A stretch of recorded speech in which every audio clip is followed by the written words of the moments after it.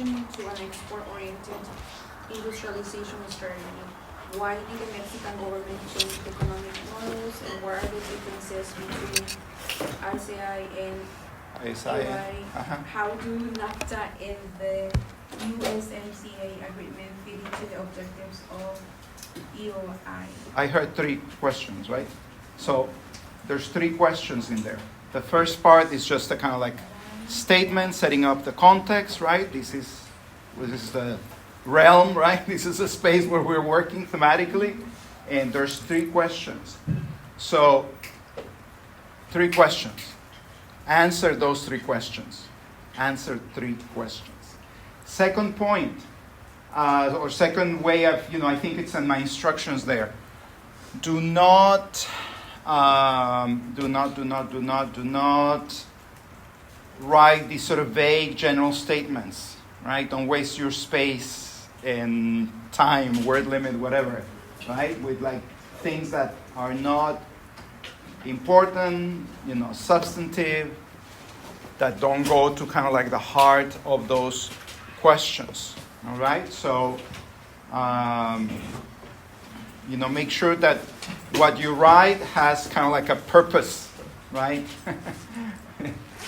In that you're engaging with what the prompt is, asking you, right? So no general statements about the economy, the world, humanity, history. That's not required, right? That's not required. You have a very specific task to explain why Mexico went from one strategy, to another strategy, right? Generally speaking, okay? All right. So, you know that the strike is on. The academic workers are picketing, actually. I'm assuming it's in various parts, but certainly in front of Royce Hall. So, I will send a message to offer extended office hours in case you have. But remember that always you can just send me an email. We can talk via Zoom, offers great flexibility for everybody. So please make use of those resources. Oh, the other thing that I almost forgot about telling you is that there were some concerns about the midterm. And in order to help a little bit with sort of the grade, what I'm going to do is give double the value to the extra credit assignment. So instead of being able to earn 5 extra points, you'll be able to earn 10 extra points. So, and I already sent a message about what you can do. It's all in video, okay? It's all recorded. So you just go to the YouTube channel of the UCLA Latin American Institute, and it's all recorded.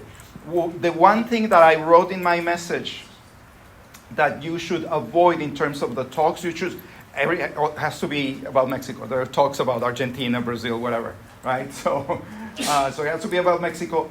There are talks that are part of the outreach program of the Latin American Institute, which means that they are addressed to K through 12 teachers. And a lot of them, certainly this year, are about children's literature in Latin America. Don't do any of those, okay? So, but all the other stuff, and what I'm also allowing not just talks that were given, right, this quarter, but actually all the Mexico-related talks for the 23-24 academic year. So you have a lot to choose from, okay? They're all recorded, they're all there, okay? Summary, I got this question asked, so I'm answering here for everybody. Summary and a little bit of a critique, a more substantive engagement with questions that you might have, etc. So easy way of it requires some work, of course, right? But, relatively easy way of getting, 10 extra points that go directly towards your final grade. Okay? Take advantage of that. And also offers great flexibility. You can do it first thing in the morning, early afternoon, late at night, whatever your preference is. Yeah. When's the last day that you'll be accepting extra credit? The last day for extra credit is going to be the day of the exam. Okay? Great. All right. Let's go on. We ended, I think, if I remember correctly, with with the Bracero program, right? And how, we talked first about Mexico as a country of immigration. We explained why efforts to attract immigration in the second half of the 19th century failed. We also talked about how after the revolution, the new sort of state, right, the new regime actually was, quite restrictive in many respects, and also how the post-revolutionary state, the post-revolutionary government was embracing this sort of contradictory ideology, right? On the one hand, it pitched this sort of notion of mestizaje, of racial mix or racial mixing, as sort of a part of the core of the kind of racial formation, right, or racial characteristic of the Mexican nation, right? The Mexican nation, was this sort of mixture of indigenous and European, particularly, Spanish or Spaniard. But at the same time, a lot of these sort of, intellectuals, people who were kind of part of the new state, right, in, say, the Ministry of Education, et cetera, embraced a kind of scientific racism, right, scientific racist ideology. Not unlike Mexico in that sense was not unique, right? This was kind of like almost like a global thing. And in the Americas, right, from Canada all the way to Argentina, the governments, the countries, the states, actually embraced a very similar ideology. In other words, many countries, right, including the U.S., including Mexico, had as part of their immigration policy a kind of set of racial criteria, right? So now things change, right? Things change, and part of the we're sort of pivoting to that change with the Bracero program. We're also shifting from immigration to emigration, right? Because Mexico is known, and it's known to I'm assuming here, everybody in this room, as a country of emigration, right? People leave Mexico, specifically and largely, overwhelmingly for the United States, right? And so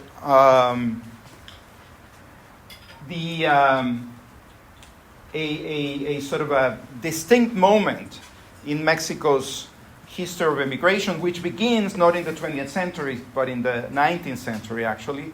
But a distinct moment is this moment of the Bracero program, right? We talked about the Bracero program, how it was actually a bilateral agreement between Mexico and the United States to bring temporary workers in the context of the shortage of labor because of the war, because of World War II.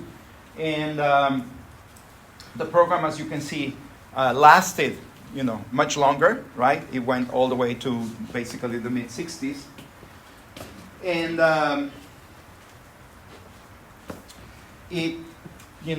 the U.S. issued lots and lots of contracts, and in general, roughly 2 million Mexicans came to the U.S. with contracts and visas to work temporarily in the United States, right? And it was this program, of course, was not separate, right? It was part of the whole sort of geopolitical circumstance, right? Because Mexico pitched, and the U.S. as well, pitched this program as part of Mexico's contribution to the war effort, right? Except for a few actual pilots that, of all things, that Mexico sent to the Pacific, right? Mexico actually did not, although it declared war on Germany, kind of like late in the war, it did not participate actively, certainly in the European theater of conflict, right? But the Bracero program is also important and interesting for other reasons, right?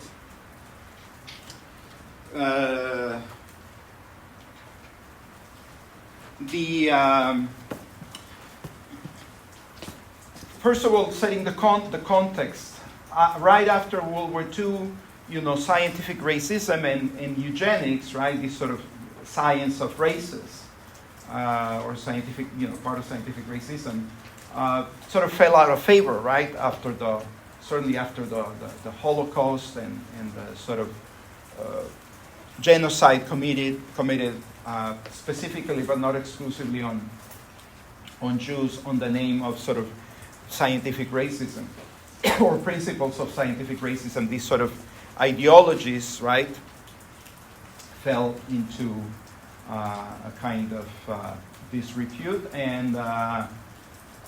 but there were also sort of changes that came about as a result of the Cold War, right? Right after this sort of confrontation between the U.S. and the Soviet Union, right, was preceded by the alliance of these two countries during the war. Right after the war, these two superpowers begin a kind of sort of, Cold War, as it was known, with a lot of sort of proxy, not a direct confrontation, but a lot of proxy wars that went all the way into the 80s, right? All the way into kind of like the fall of the Soviet Union. And so this is interesting because the Soviet Union actually used a kind of, anti-racist stance to sort of shame the U.S. on the treatment of its domestic minorities as well as immigrants. And Mexico kind of like moved in that direction in the sense that it also adopted a sort of anti-racist stance, but at the same time it remained sort of a restrictionist country, right? It never really opened the door to sort of immigrants and refugees, right, in any sort of meaningful way from the point of view of numbers, certainly. But this position actually helped Mexico defend its workers, right, its citizen workers in the United States, and defend them against a long-standing racist view and racist treatment of Mexicans in the U.S. Remember that Mexicans have a kind of dual stance, right, in the U.S., right? Mexicans are domestic minorities, right? But at the same time, there are also waves of Mexicans who come as immigrants, right? So it's these sort of dual things, right? Dual thing. And in particularly, I mean, in different parts, but certainly in Texas, right? Mexicans as native minorities, right? As domestic minorities, were subject to Jim Crow laws, right? Please raise your hand if you knew this. Did you know this fact? Did you know that Mexicans, you knew that back there, yeah? Yeah, so in other words, the same sort of institutional, right, racism that oppressed African Americans in Texas, right, where they had to use, separate facilities, schools, etc., all the stuff that we're familiar with, was also applied to Mexicans, right? And it was applied to Mexicans not only as domestic minorities, but it was applied to Mexicans as temporary migrants as well, right? So the Mexican government actually tried, certainly at the beginning of the program, to prevent Mexicans as part of the negotiation with the U.S., right? Because it was a bilateral agreement between the two countries. It tried to prevent its citizen workers from going to Texas because of, Jim Crow laws. Now, the interesting thing, of course, one interesting footnote about the Bracero program is that, it lasted more than 20 years. And at the beginning, in the context of the war, Mexico had a lot of leverage, right? Had a lot of power in the negotiation with the United States for the kind of economic reason, but also for political reasons. The economic reason was the shortage of labor, yeah, right? Like, U.S. citizens joining the armed forces, right? And therefore, fewer people to work, right? The fields, in this case, I explained, I think, last class, there was a small contingent of Mexican braceros who also worked in railroad maintenance, critical, for infrastructure. But the other thing so one is economic reason, the other one is a geopolitical reason, right? Which, I kind of like partly mentioned already, right? This was Mexico's contribution to the war effort. But there was another sort of geopolitical reason, which was that in establishing this bilateral agreement, right, with Mexico, and giving Mexico leverage in kind of like negotiating and establishing the conditions for Mexican workers to come to the U.S., the U.S. was also signaling to the rest of Latin America, right?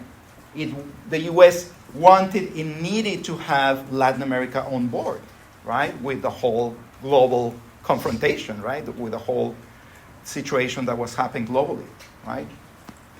And it needed Latin America not only because Latin America is sharing the continent with the United States, but also because there were multiple governments in Latin America that actually flirted with Nazi Germany, right? Why was that?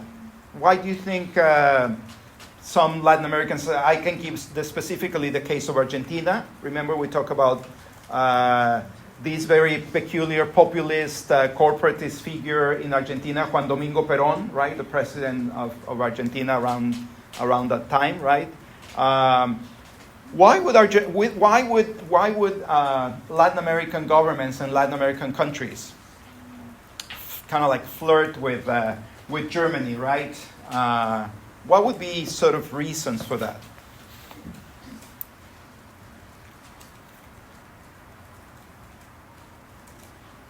You can speculate. You're allowed to speculate. What would be potential possible reasons for Latin American governments to kind of say, Germany doesn't look so bad, can offer us certain things. Why would be reasons for that? I'm assuming maybe some political leaders were leaning towards to be authoritarian. Well, it maybe. Well, that's in terms of kind of like, actually there is this phrase, right? And not in relation to Germany, but in relation to Mussolini in Italy, right? Mussolini made the trains run on time, right? So there was something to it, kind of like these sort of strongman authoritarian figures that made these countries, governments and states more effective, more efficient, right? Italians have, this sort of reputation of, enjoying a good life, partying, blah, blah, blah. But Mussolini made the trains run on time, right? Surprise, surprise. So that actually makes sense, right? I mean, there's something to that could appeal to governments, right, in Latin America. Mark, over there? Oh, well, I'm just saying, if this was leading up to, like, World War II, right, maybe they were expecting, like, a German victory, perhaps? Is that in the cards? And that's why they kind of started to show some... Well, maybe, potentially. What other reasons? Actually, Germany traded very actively with Latin America before the war. So there were sort of economic reasons. And actually Germany gave various forms of aid to Latin America before the war. Interesting, no? What's one big reason that so far nobody has mentioned? And I don't want to exaggerate the point, but it's relatively obvious. Relatively obvious. Why would, yes? Mestizaje? Mestizaje? Yeah. Is that, explain why is that, how is that? Or I guess like Latin America in general has like a history of like colonialism. But that, I don't think that would be a reason to sympathize with Germany, because Germany was pitching sort of this ideology of racial purity, right? Right.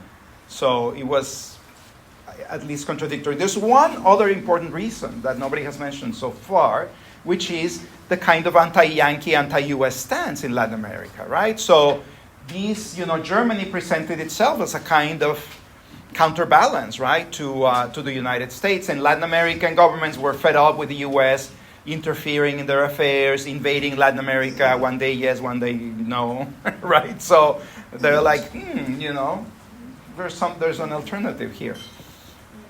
So that's kind of like a kind of anti-Yankee, anti-US stance also made some Latin American governments to look towards, and not just governments, intellectuals and others, right? Particularly in the sort of pre-war years, right?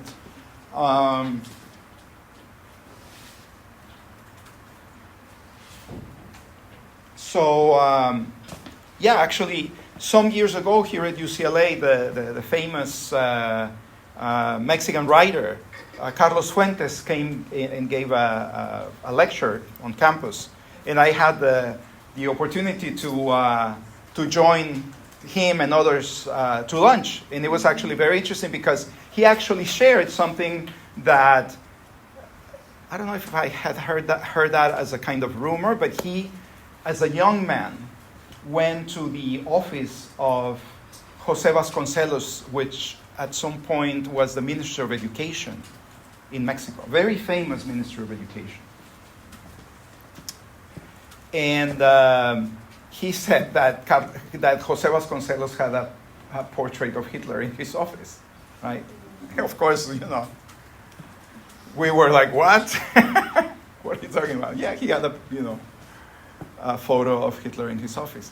And it was, kind of like, we were discussing why, what was going on there. And he said, well, it was more kind of anti-Yankee, anti-US. So Germany represented that for Latin Americans, right?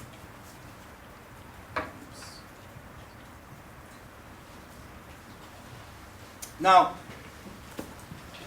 the Bracero program ends in 1964, as we already said, right? And so it's a very interesting moment because it ends in 64. It was extended throughout the 22 years of duration, right, of the Bracero program. Mexico lost that leverage that it had in 1942 because of the geopolitical circumstances had changed, right? It didn't have that leverage. Actually, by the way, in 1942, when the program was inaugurated or established, right? By sort of, I guess, global standards, you could say, Mexican workers actually had a lot of rights, right? And I'm not saying here that those rights were necessarily enforced, but actually, as far as the treaty, the bilateral treaty was concerned, they actually had a sort of a pretty good deal or a lot of rights, so much so that actually U.S. growers, your farmers, actually complain about that, complain to their government. Like, they didn't like the fact that these, Mexican workers had so many rights spelled out in the contracts, which was actually an important thing. So the Bracero program ends, right? And it ends, again, in part because the geopolitical situation had changed, but it mostly resulted from a kind of sort of domestic politics, right? There was a lot of discussion in the U.S. about how the Bracero program actually, abused Mexican farm workers, and so, and how bringing foreign workers actually represented a kind of obstacle for domestic workers to organize in agriculture. And famously, of course, some of you know this already, Cesar Chavez, the leader of the farm worker movement, right, in the 60s, 70s, and so on until his passing, was actually against the Bracero program, right? because he argued that to the extent that the U.S. and particularly growers were able to import, foreign workers with basically minimal rights and particularly no right to unionize, to organize, then domestic workers could not really improve their conditions, right? They would not be able to improve their conditions because the moment domestic workers try to organize, growers would just go to and import, these foreign workers, right? So there were other sort of domestic pressures, right? Now, the end of the Bracero program did not mean, as we know, the end of Mexico-U.S. migration, right? This is actually very important. But it did mean the end of a legal path for temporary migration, right? And for labor migration, let's say, in general. And so this period, right, between 1965 and 2007, roughly speaking, right, represented a period of huge growth of Mexican migration to the United States, but mostly as an undocumented flow, right? Mostly as an undocumented flow. So we'll show some numbers in a moment, but this sort of momentary or apparent victory, right? This apparent triumph of Cesar Chavez and allies, right? Unions, etc., shutting down the Bracero program was no triumph at all, right? Because instead of being channeled through a kind of legal path, Mexico-U.S. migration became largely undocumented, right? And not only that, but it grew, as I said, very, very, significantly. We'll see some numbers in a moment. This is also the period, of course, right, 60s, 70s, where something is happening in Mexico that we have not talked about that much, which is actually very important, and it also has domestic, North American, as well as global implications, which was what? What was happening in Mexico? I'll give you a hint. On the demographic front. What was happening in Mexico in the 60s, 70s, up until the 80s, demographically speaking? Was it Chinese migration? No, not at all. That happened many decades before, man.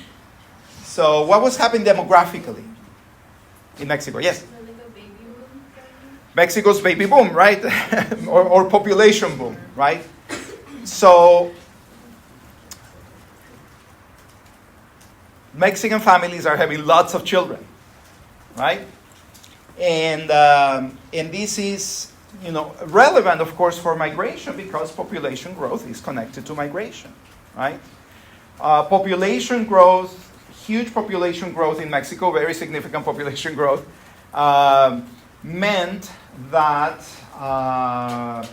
the labor market, the Mexican labor market had to come up with the jobs for people, right? And as ISI started to show weakness, and even during the heyday of ISI, the Mexican labor market could not absorb so many new entrants into the labor market, right? So many new people, right? So this demographic boom was very, very significant. And this demographic boom, of course, was connected to improving conditions, living standards in Mexico, right? How? Quickly, tell me, how are living conditions impacted? How do living conditions impact demographic growth?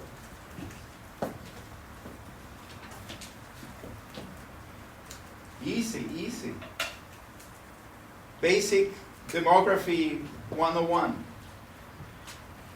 How do better living conditions, living standards impact demography, impact population growth?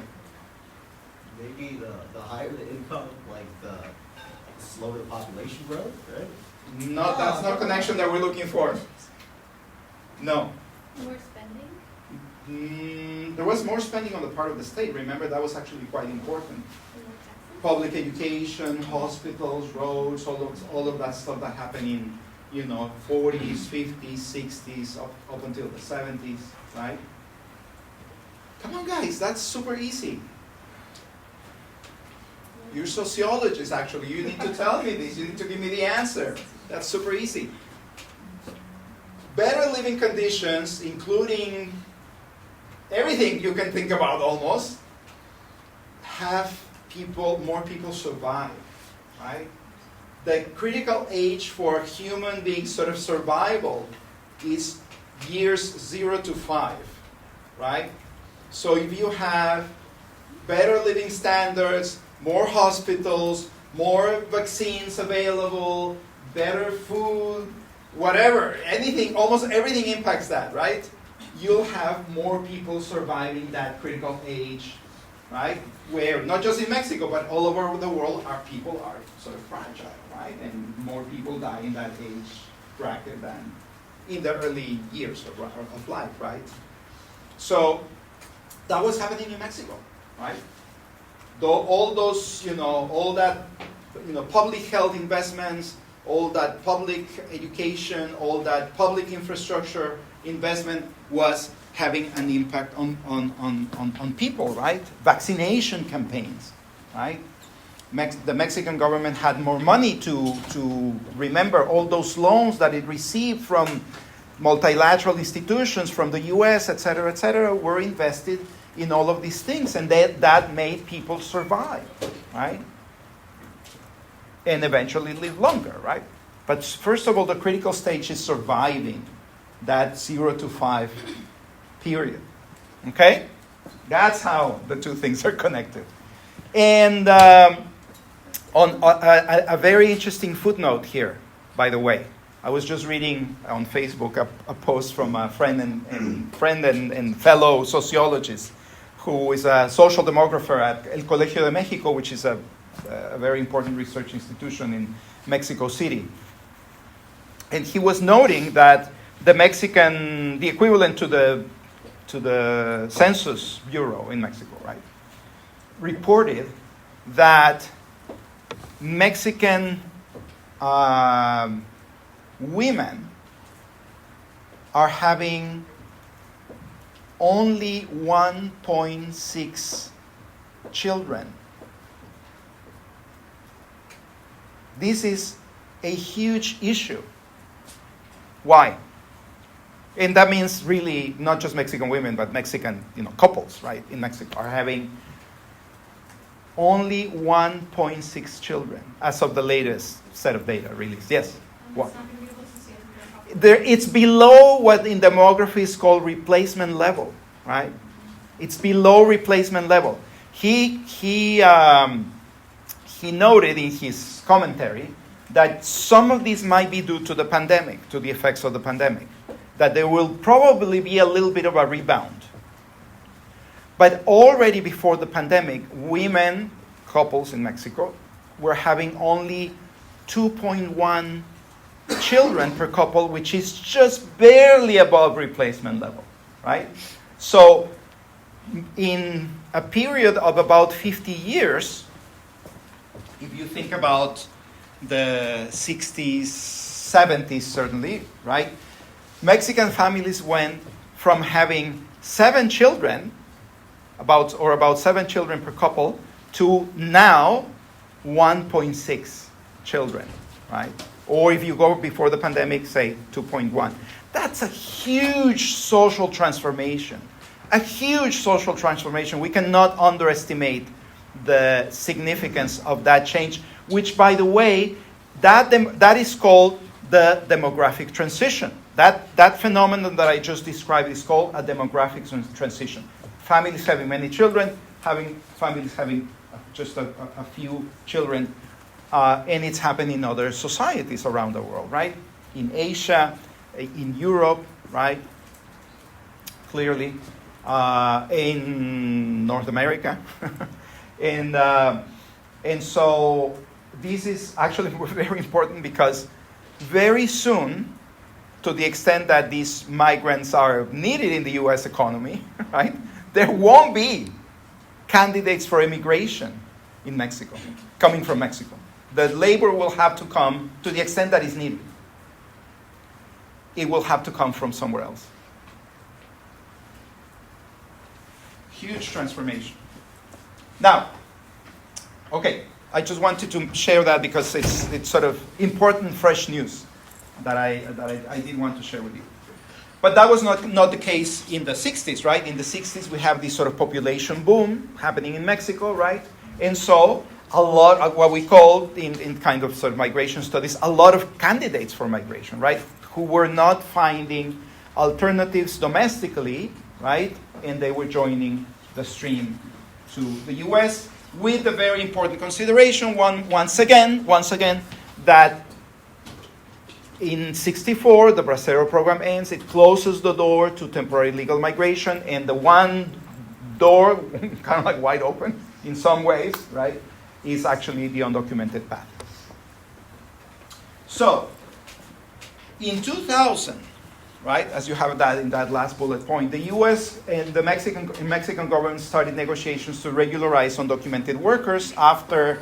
In 1986, there was an important regularization, actually, but migration continued after that regularization of 1986, right? And in 2000s, there were kind of like early conversations. But the 9/11 attacks actually derailed the talks. Anybody can guess why? Yes? Well, I'm assuming just because, like, it was perpetrated by, I think, like, 19 foreign nationals. You know, obviously, there was a lot of, like, there's like a lot of priority within the security of our borders because, you know, it was a pretty massive attack, not too many days, changed the course of the world in just a few hours. Right. So with that being said, obviously the U.S. was probably kind of like cramming down on border security. And it's Border like that. security, foreigners, you know, and of course, migrants/immigrants became sort of prime suspects, right, of anything. But yeah, absolutely. So that, that kind of closed the door to, and of course, you know, what, 20, almost 25 years later, right, we're still living with some of the consequences of that. And this is why I'm mentioning this, because these very important geopolitical event, and Mark is right about how impactful this was, right, in terms of so many things, has sort of all sorts of reverberations to this day, including on migration, including on Mexico-U.S. relation, on the kind of like migration front, et cetera, et cetera. Now, yeah, all right, so just a little bit of data here for you.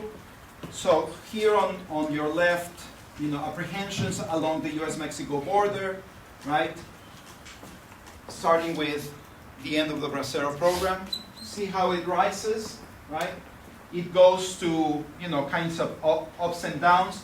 This is, you know, this period when it goes down is roughly the year of this 1986 legalization. A lot of people who were undocumented, right, received, you know, so-called amnesty. But as you can see, that did not end undocumented migration, and it kind of like seen through the lens of apprehensions. It continued to grow until about the mid-2000s, when it starts to, you know, apprehensions start to decline and reach, you know, kind of like, you know, one can say sort of historic lows, right? And then we have here on your right a figure that actually charts the undocumented population of the United States, right? It's not just a clarification.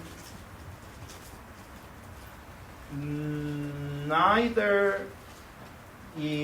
figure is exclusively Mexicans, right? Neither one. Because if you think about apprehensions, although we have data on nationality, a lot of other people coming from different parts of the world are apprehended, right, at the border, trying to enter without authorization. Here, similarly, we are looking at the growth of the undocumented population of the United States. Until recently, of course, in both cases, right, the bulk of those apprehensions and at least half of the undocumented population present in the United States came from Mexico. Okay? That's why I'm showing you this. And here, what is interesting is that this growth, right? This growth in the undocumented population in the United States is driven by Mexican migration. First thing to say, once again, right?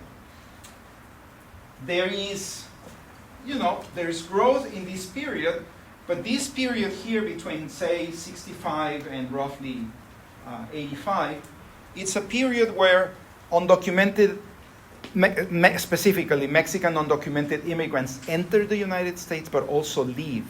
So there is a phenomenon of circular migration. Okay?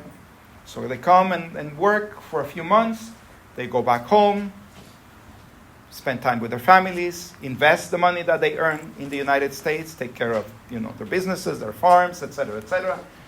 But things begin to change, around the mid-'80s, because yes, there is a legalization program that gives amnesty to a lot of Mexican immigrants, but also the U.S. begins to develop a very, actually wrong-headed policy, which is to make this circular migration so difficult that people end up staying in the United States, right? The more border patrol you put at the border, the more military, the more sort of punitive you make the system, right? What you actually do, right, contrary to the intended goals, is instead of people doing this, they do this, and the resident undocumented population just goes through the roof, as you can see in that figure. Okay? Of course, there was some growth here, but nothing compared to what you have here between, in these sort of intervening 20 years, right? So there's always this. What this means that there's people who are unauthorized, and they'll come in. Some will stay, but really there's going to be circulation, right? And I'm again talking specifically about Mexico. But if you make it impossible, risky, and very expensive to cross, right? You have to pay the smuggler, right? 2-3 decades ago, some people did not need smugglers. Some, because they had crossed so many times, they knew kind of the land, the lay of the land, right? They knew the border. Then the more risky it became, right? You had to engage the specialist, right? Who's the specialist? Who's the expert? The smuggler, right? The more you demand the smuggler's services, the smuggler, because also of, let's say, cost, the price of the service increases, right? From a few $100s, I'd say 3 decades ago. Now, someone who wants to cross from Mexico the border using a smuggler has to pay about $12,000, right? $12,000. Other things have happened as well there. But now, the other thing that I want to bring to your attention is this period, because what happens is that this period of phenomenal growth begins to sort of level off once again in the mid-2000s, right? So there is a kind of sort of correspondence between this point here and this point here, right? It's basically a flat line there once you kind of like stylize it, right? It's really a flat. I mean, there's sort of all sorts of ups and downs, but.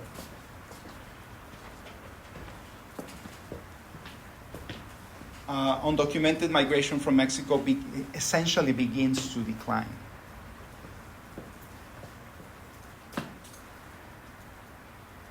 Return migration, right?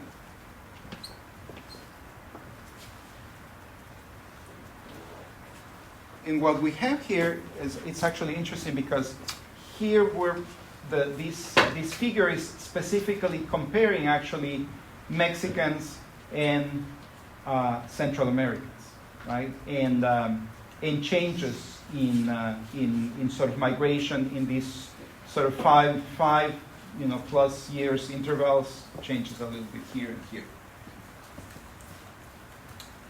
What do we have? Take a look at this and tell me what it means.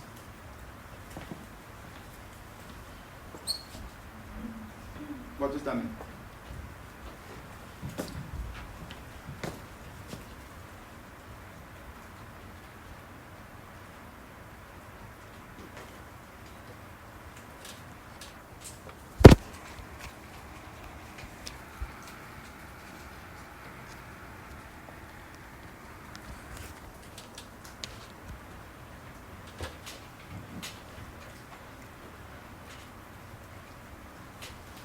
Did I see a hand? Mark, want to give it a try? Yeah, I'll give it a try. I mean, you can see that the y-axis is population change in thousands, so you have a significant decline in like Mexican undocumented Mexicans. Central Americans relatively stay the same, but for undocumented Mexicans, there's a stark decline around 2002, 2007, 2016. That might hint that there was more pathways legal. Yes, but totally, yes, potentially, but. Actually, Obama was not known. I mean, efforts to regularize the resident undocumented migration failed, as you know, right? There is, I mean, what we have now is people who have been in the United States without papers for decades, right? So more than anything, what you have here is return migration, right? A lot of people leaving, going back, right? And from these, continued sort of growth, which actually slows down over here, certainly it's very clear how that sort of growth is slowing, right? Already in this critical period, right? This is right before. Look at the years. This is right before the Great Recession, right? And one thing that I've learned about the economy, the labor market, and the sort of swings of the economy by studying migration is that migrants are basically, as the expression goes, the canary in the mine, right? They are the first who kind of like experience, be impacted by changing conditions in the economy, right? So all this period is already a period. I remember doing field work in Mexico and talking to families and saying, things are not so good in the United States. People, our migrants are not sending as much money. They're losing jobs. All sorts of things are happening. Kind of like 2 years already, 1 or 2 years before the recession hit in 2007. The Great Recession, not just any recession, right? The Great Recession of 2007, 2009, which had all sorts of protracted impacts, right? Technically, the Great Recession ended in 2009, but actually its effects were felt several years after, right?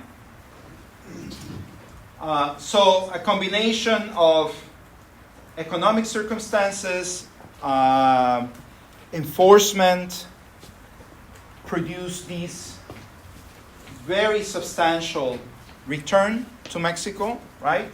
This is this is actually, 1.3 and a half million people, right? Yes, I Natalia. have a question. So, I was wondering if part of the return of Mexican immigrants to Mexico, does that have to do with age? So, maybe some of the workers that were in the U.S. have saved enough money, don't see a reason to stay in the U.S. and want to go back to Mexico?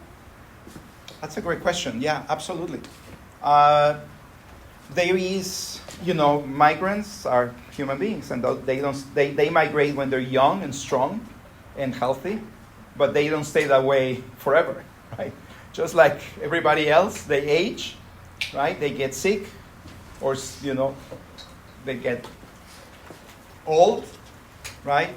They're also migrants also to the extent that they're in labor-intensive jobs, right, where conditions are not great.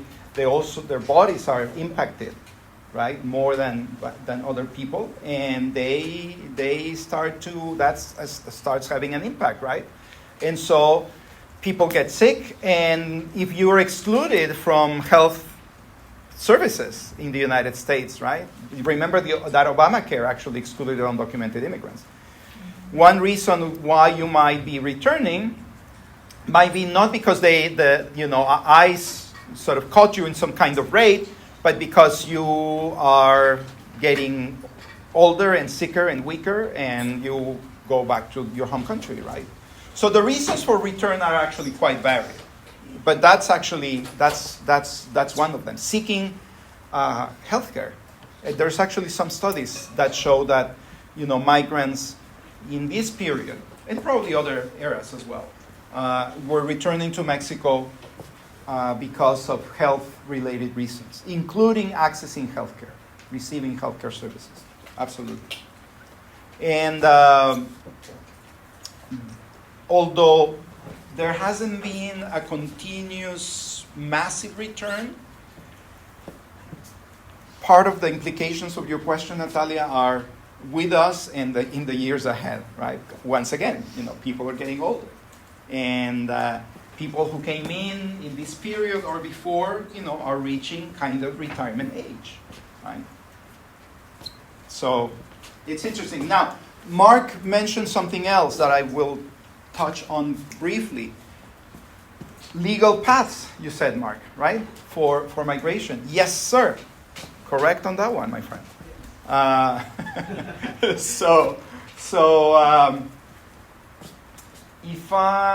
me go back to the previous slide. So here,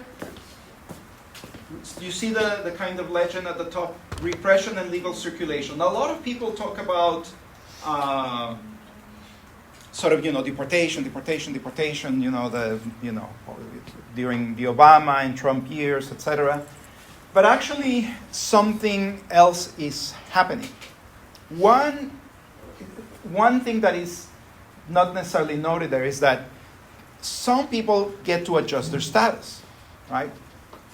They get married, for example, and through marriage, some might be able to readjust their status. The other thing that is happening, which is another thing that I'm actually studying currently, is a kind of new Bracero program that is happening between Mexico and the United States.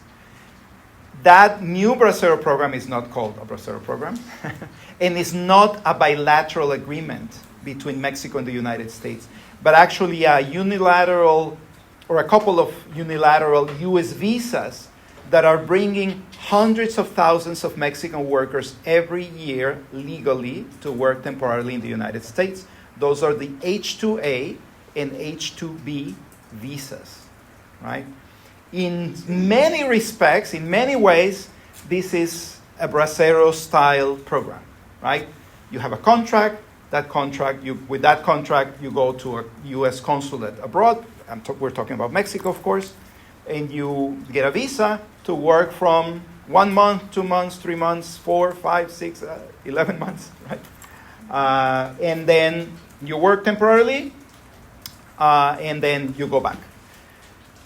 And what is happening with these two visas is very interesting because, first of all, as I just said, hundreds of thousands of Mexican nationals are coming into the U.S. legally every year for labor-related purposes, right? In fiscal year 2023, 370,000 Mexicans came with combining these two visa categories, right? That's actually very, very sizable numbers, right? That's a lot of people. In other words, that's a lot of people. And so we have a kind of new Bracero program, legal circulation, right, between Mexico and the United States, without it being the kind of bilateral agreement that was the Bracero program back in the 40s. Okay?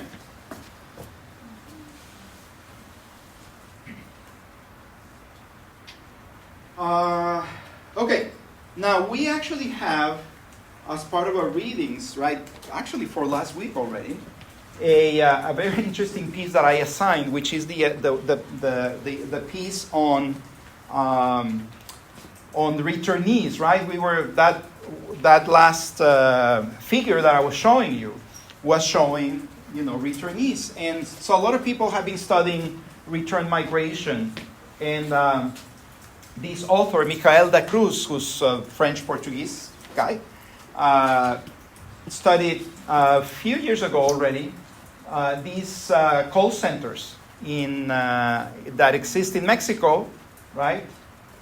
They, of course, exist in many countries. They're present in many countries, not just Mexico. India, the Philippines, Central America, you name it. Of course, in the U.S., but to the extent that labor is cheaper elsewhere, the U.S. companies are actually setting up call centers everywhere else. And so some of these call centers that exist in Mexico have been hiring return migrants. And not just any return migrants, but actually returnees who as young people, right, as young individuals, came into the U.S., right, brought by their families without authorization, and grew up in the United States, right, culturally, socially, I would say, as Americans, right, went to school, had a social life in the United States, and learned the English language as United Statians, right, with an American accent, if you will, right? And so many of these folks, right? Some were deported, right? Some probably got fed up with having very limited civil political rights in the United States, right? Without a kind of path for legalizing their status or regularizing their status. And they said, I'm going back, right?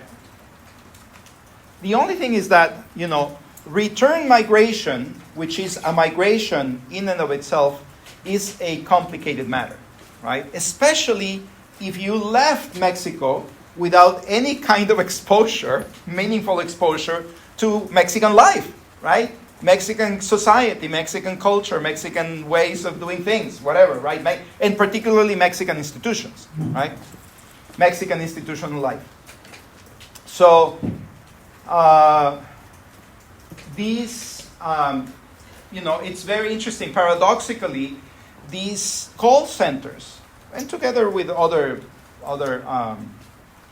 employers, I guess, that are a kind of extension of the U.S. labor market, right, as da Cruz argues, have been, found jobs, found employment in those places in Mexico, right? And it's very interesting because that experience, according to the author, that experience in the U.S., right, as United Statians, except for citizenship, right, formal citizenship, right, growing up here, going to U.S.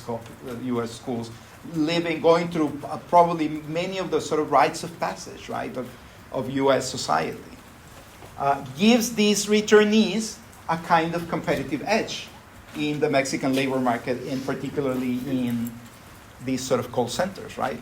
Where there are two key things that are quite valuable and critical in order to get a job in those places. One, who can tell me what those things are? What are if you fit that sort of characteristics that I just described, what do you have going back that makes you a very sort of appealing candidate to get a job? Yes? They were mentioning something about not only language, but like cultural capital, right? First of all, the language, right? Of course, you speak English fluently, especially, once again, if you migrated as a child, right? You have essentially no accent, let's say, right? If you migrated, I would say, before the age of 10, perhaps even a little bit older, 12, something like that. If you migrate after 12, then you probably have an accent just like me, right, the rest of your life. But if you did it before that age, chances are you'll sound like everybody else in this society, let's say. But the other thing that is super interesting right on is the fact that language, of course, is not just a kind of technical expertise or dexterity or proficiency speaking a language, but actually mastering the cultural elements of language, right? This is so important. This is what linguists and especially social or sociolinguists teach us, right? That language is not just a vehicle for communication, right? But actually it's a vehicle for communicating culture, right? That is what language is so rich and so difficult to master, right? Learning a language takes a long time, not just because you have to learn how to say dog in French and cat in Japanese, but because getting those cultural codes, right, in a given language is so complex and takes lots of time, lots of exposure, lots of participation, right, in the social and cultural settings, right? But these guys have it. These guys have all that. And so they are sort of bringing that to Mexico, right? You know, there are differences between those who migrated as adults. If you migrated as a young person, you have more of that edge, right?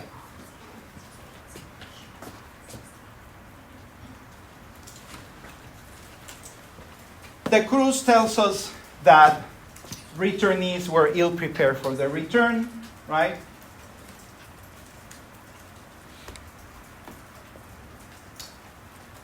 I would say that in general, most return migrants, except for these temporary migrants that I was just talking about before, right, with those visas, right, they're migrating as adults.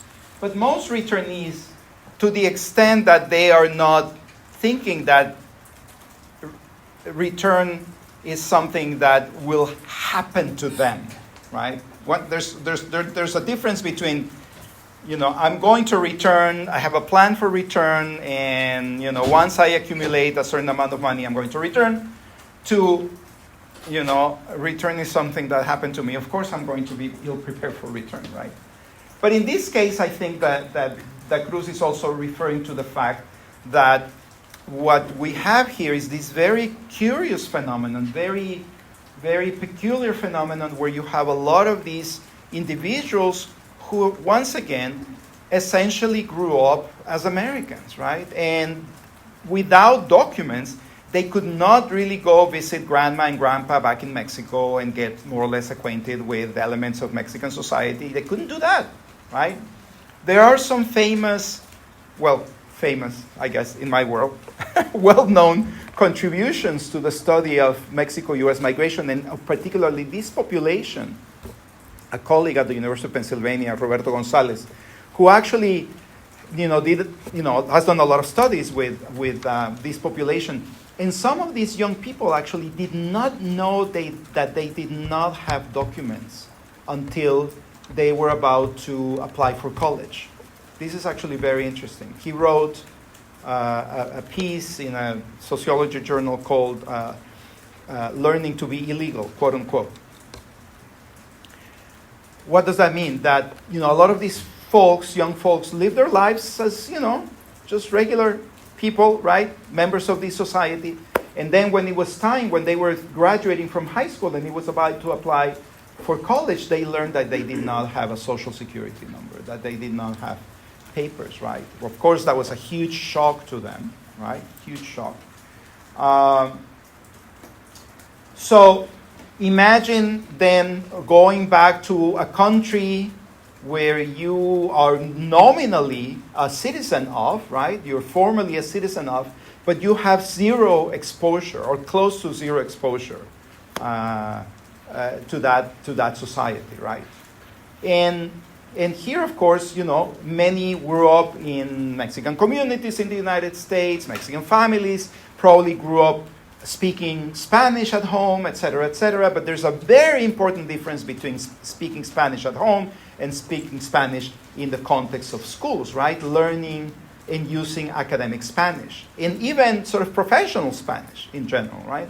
Very different, right? It's a very important, of course, speaking Spanish at home helps you with the other stuff, but it's not the same. It is definitely not the same. So a lot of these guys, a lot of these young people first went to, the small towns and rural areas where their families came from, but quickly learned that they were not that many opportunities besides agriculture in those small places. And then there was a second migration for many of them, going from, say, rural Jalisco, rural Michoacan, rural wherever in Mexico, to, tourist hubs, big cities, Mexico City, Tijuana, Monterrey, Guadalajara, whatever, right? Places where a lot of these call centers are located, right? So the other thing that is actually quite interesting with this case is that many, there are many studies, not just the Cruz study, but many studies that document how these young people were actually discriminated in the Mexican labor market. Why? Because they had tattoos, for example, right? Because they did not have all their diplomas and documents with them. Because they sounded foreign. They didn't speak, so they spoke sort of Spanish with an accent, right? And so they were actually, kind of like turned away by Mexican employers, right? In the call centers is basically the opposite that happens, right? Because nobody cares if you have tattoos or not. The interaction is not sort of face to face in a traditional sense, right? And what really matters is that you speak English well, like all of these people do, right? But also that you possess this very critical cultural capital that you have when you grew up here, right? Some of these, again, some have, some of these folks have ended in or gone to, tourist hubs also where this particular capital, right, can be deployed, can be used, and is highly valued, right?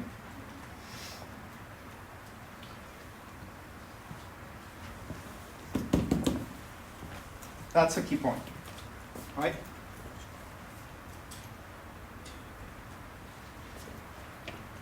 So that Cruz says, that,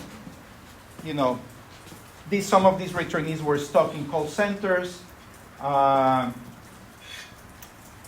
take that with a grain of salt because, you cannot say that until you actually have the entire trajectory of a person, right? So if you study that calls, first of all, if you study only the call center, then, and you see some people employed in, for 4 or 5 years in call center, you can actually derive the wrong conclusions, right? People are stuck. Well, you don't know what's happening, 10 years later or 15 years later, number one. And if you're not studying other sectors of the economy, so careful with some of those conclusions, right? I mean, there is an element of truth to that, but but it's not the entire thing. It's probably much more dynamic. Why? Well, because there is such thing as integration, right? These returnees, just like any migrant, learn, right? That's a key thing about migration, right? The only thing is that we, in migration studies, tend to call those things acculturation and assimilation, right? But these acculturation and assimilation are learning processes, right? Are processes of re-socialization, right? This is what makes migration so interesting, because the migrant, despite her or his or their best efforts, right, unless they're very strong forces of exclusion, right, keeping people in some kind of ghetto, they will gravitate towards the mainstream in one way or another, right? Partly because of the goodies that the mainstream offers, right? Better opportunities, right? But also because as people learn, right, they can make contacts with people who are originally different from them. And migration is, once again, a very dynamic process where, in which or through which people are exposed to different things, different realities, different conditions. And that, whether you want it or not, produces a kind of process of very powerful process of re-socialization. And I'm just talking about the first generation. If you think about the children of immigrants, then it's a whole different ballgame, right? Where then we're talking about members of the new society, right? Fundamentally. Woo! Questions, comments, anything that sparks your attention or curiosity here? Anything that you might think I have not covered well? I did my job deficiently? Or something like that? Something along those lines? I will take no offense. Please. Anything that is not clear? Anything that you want me to expand on?